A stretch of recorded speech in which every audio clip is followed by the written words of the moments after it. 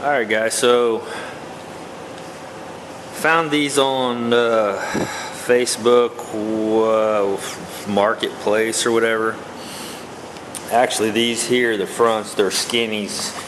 I didn't really want skinnies, but it doesn't really matter. I just got them for rollers because once I get the car down on the ground and everything, I'm gonna obviously need some wheels. But so I found these and they're 10-inch and it had good tires on them, and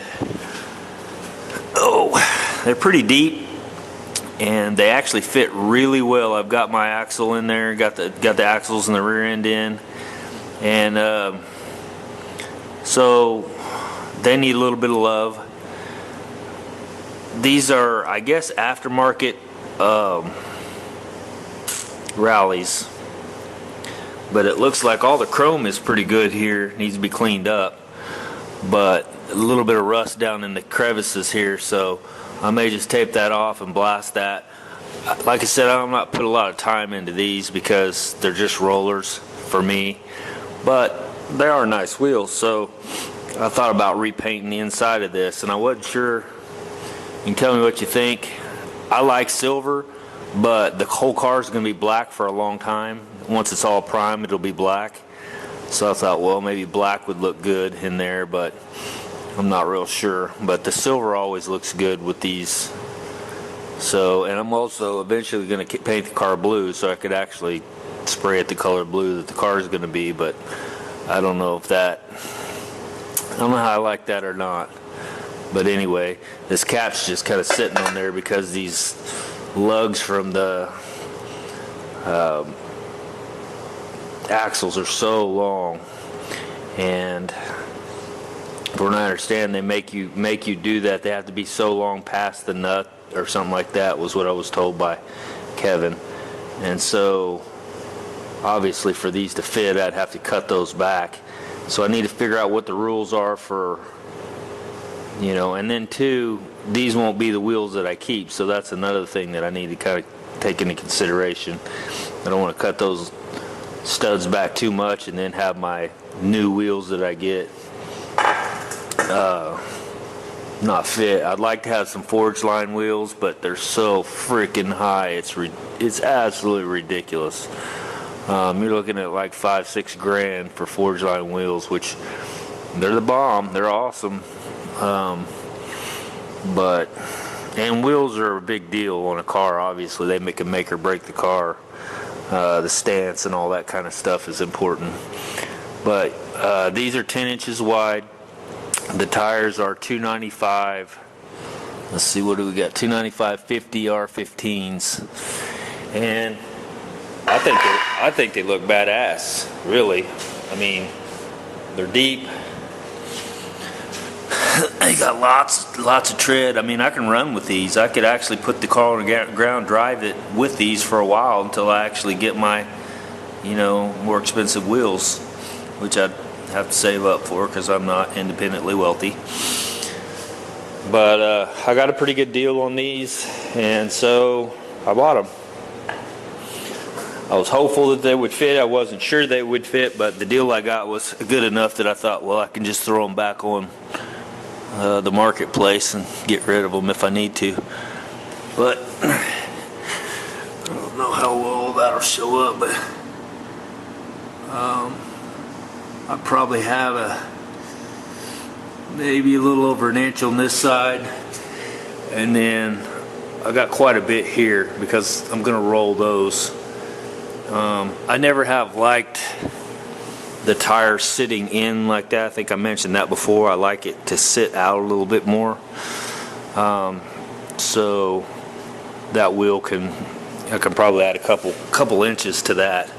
I think that's an 11.5-inch tire, and I'm looking to go 13 or 14. So, which ultimately is what that was. But like I said, I don't like, if you look at this here, there's a pretty good, I don't really have to worry about that rubbing. Well, those tires come out so far, they come out like this.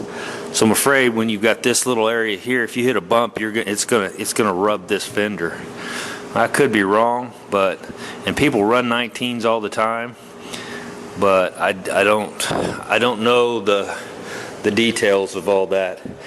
So you might notice that the car's back together. It took me a couple hours. I just kind of threw it back together real quick, put my bolts in, threw my hood on, just kind of mocked it back up real quick because I'm going to size out, make sure that my subframe connectors are all parallel, lined up with the rockers, everything's right. You can see I've dropped plumb bobs, one of them fell off.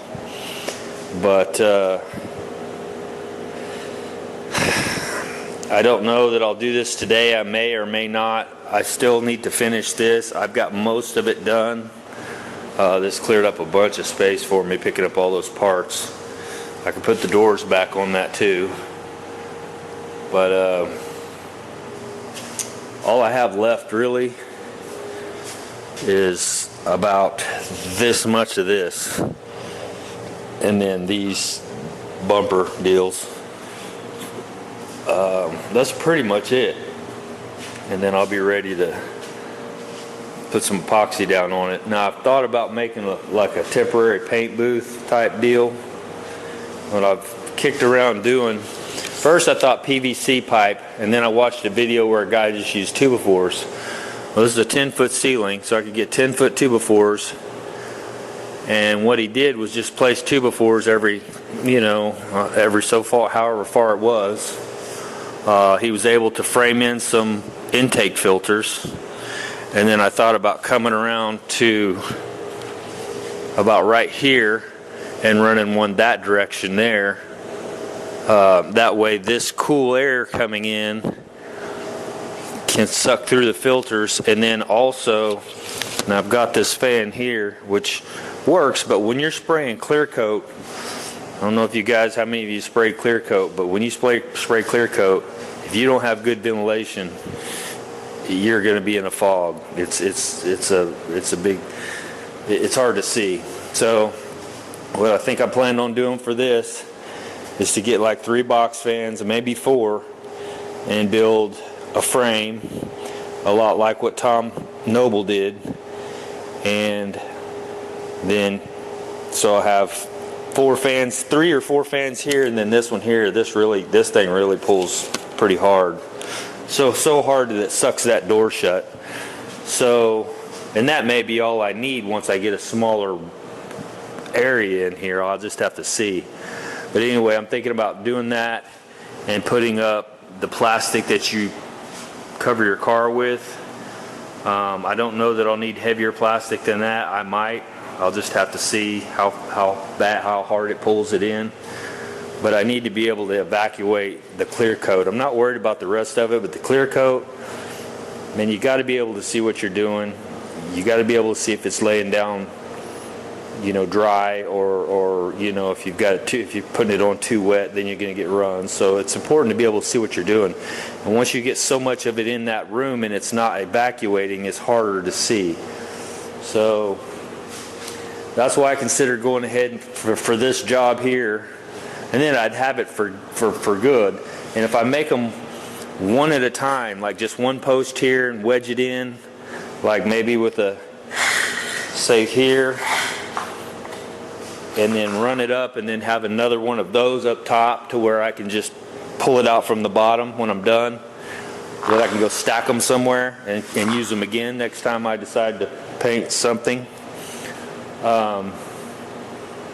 So, and 2x4s are not that expensive, so I could get, and I may just get, like, because I water the floor down, I may get some just one treated 2x4 to make the bottom pieces like that out of, or legs, if you will, to keep it maybe like that, to where it'll stand up good.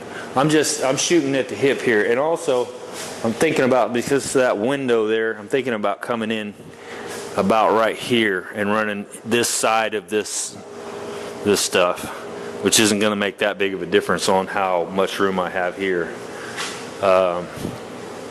That's about 20. It's about 20 foot over to here from that wall, and then this is exactly 20 foot that way, so it's about 20 by 20, which is fine. Once I get the car pulled in here just a little bit, or even pulled over this way a little bit more, I'll get all this moved out and cleaned out. I'll be able to walk all the way around the car. That's a 35-foot hose, so I should have plenty of space to do it. But anyway, so yeah, that happened this weekend. I got those. I really like them.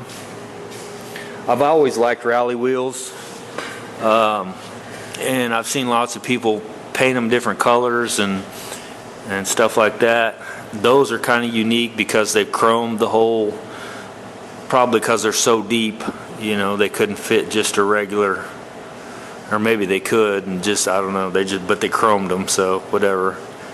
And I could do a ton of different things with those. I'm going to blast the centers. I'm going to tape all that off and blast the centers and then repaint them. But I mean, ultimately you could blast the chrome off of it and just paint them completely if you wanted to, or whatever. You can do whatever you want, you know. And I really like the little baby moon caps. I don't know what those are exactly called, but I know they make the ones that for like Corvettes that stick out some. And I've never been a big fan of those. I mean, don't dislike them. I just don't. I like the little caps like the ones that I have, and they even make some, I think, that say Chevrolet on them, which are even, in my opinion, cooler. So I may run around with these tires. I may get this car running, get the motor in it, get everything done, and I'll probably not run those skinnies on the front. I'll probably try to sell those, or I'll probably end up getting like 6 or 7 inch wheels for the front.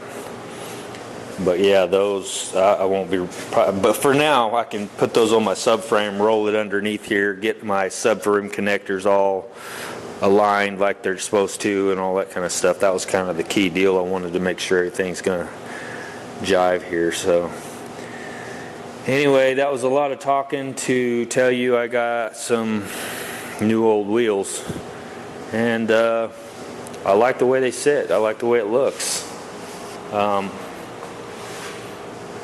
I'll be able to kind of figure out my suspension travel and everything like that. And these sides bulge out quite a bit more than these will. These are more straight, so I have to kind of take that into consideration when I'm measuring for my wheels, offsets, and all that kind of stuff. But again, I mean, I got a lot more money to put into this motor, transmission, all that stuff before I ever get to wheels. So these wheels are going to work good for now. Like I said, I'll clean them up and they'll be fine. Alright, so it feels like I didn't get a whole lot of squat done today, but getting these lined up was very important to me. And so, like I said before, I've got plumb bobs through here. These are where your subframe connectors mount. That's like 43 inches across. And I've got plumb bobs dropped right through the center. I actually found the center of that, the center of this way, and then dropped my plumb bobs through. So then took the laser, ran the laser into the plumb bob line. I measured complete center of the subframe connector and made sure that it is, and I'm off to the side a little bit, but it's like money center of that. I don't know how well that'll show, but so that tells me that I do have center of everything. So everything, my frame, everything will be straight, everything will track straight. That's what I'm after. So pretty much done with that. When I put my subframe connectors under there and square it up, I'll know that those are going to be right where they need to be. So anyway, same thing on this one. Found the center of that, and you can see it.